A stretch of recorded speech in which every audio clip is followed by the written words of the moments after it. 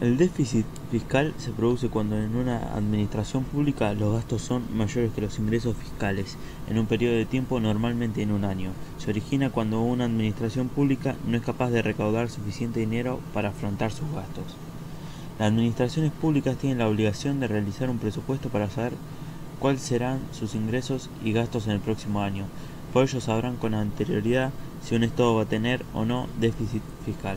En este caso se conoce como déficit presupuestario porque hace referencia al déficit fiscal previsto por el gobierno al realizar los presupuestos del año siguiente. El déficit fiscal refleja el estado en que se encuentran las finanzas públicas. Por el contrario, cuando la administración pública recauda más que sus necesidades, se dice que existe superávit fiscal. Causas del déficit fiscal. Generalmente el déficit fiscal sucede por tres razones. Un mal uso de la política monetaria expansiva, la cual pone más dinero en circulación. La otra, el descenso de las tasas impositivas. Y por último, la interacción del gasto expansivo con los descensos de las tasas impositivas. Sin embargo, estas tres razones no necesariamente presentan un problema grave, ya que si se toman las medidas económicas adecuadas, se puede controlar el asunto hasta el punto de eliminarlo por completo. Existen tres formas para solucionar el déficit fiscal. La primera es incrementando ingresos para financiar los gastos. La segunda es reduciendo los gastos. Y la tercera es combinando ambas. Los déficits fiscales a menudo son vistos como malas praxis en las administraciones públicas, bien porque gastaron mucho o porque no tuvieron una política fiscal eficiente para recaudar.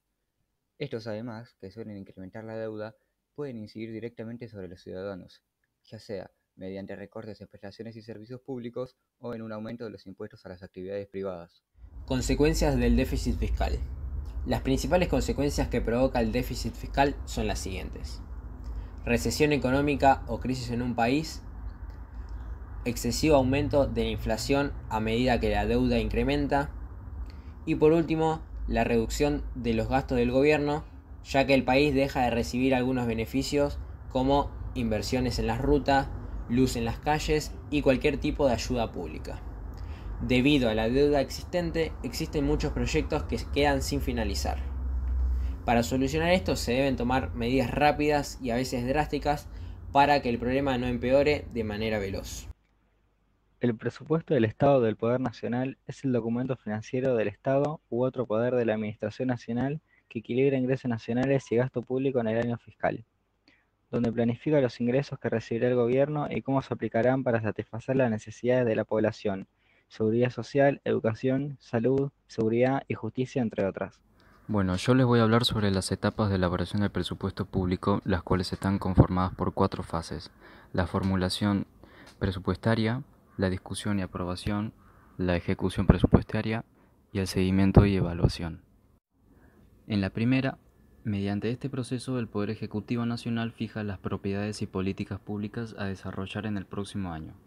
Se estiman los recursos, las principales variables macroeconómicas y se calculan los gastos necesarios para cumplir con las políticas y propiedades del gobierno. En la segunda, discusión y aprobación, el Congreso Nacional recibe el proyecto de ley de presupuesto, lo discute, sugiere modificaciones al mismo y finalmente aprueba la ley de presupuesto para el año siguiente. En la tercera, al comenzar el año empieza a regir la ley de presupuesto. Los organismos públicos comienzan a ejecutar los gastos previstos en la norma para su funcionamiento, en la medida que se perciben los recursos estimados en la etapa de formulación presupuestaria. Y en la última etapa, seguimiento y evaluación, se realizan tanto durante la ejecución presupuestaria como en forma posterior. Una vez finalizado el año, el Poder Ejecutivo confecciona la cuenta de inversión, donde rinde cuentas al Congreso Nacional de los gastos ejecutados, la producción realizada y los resultados alcanzados.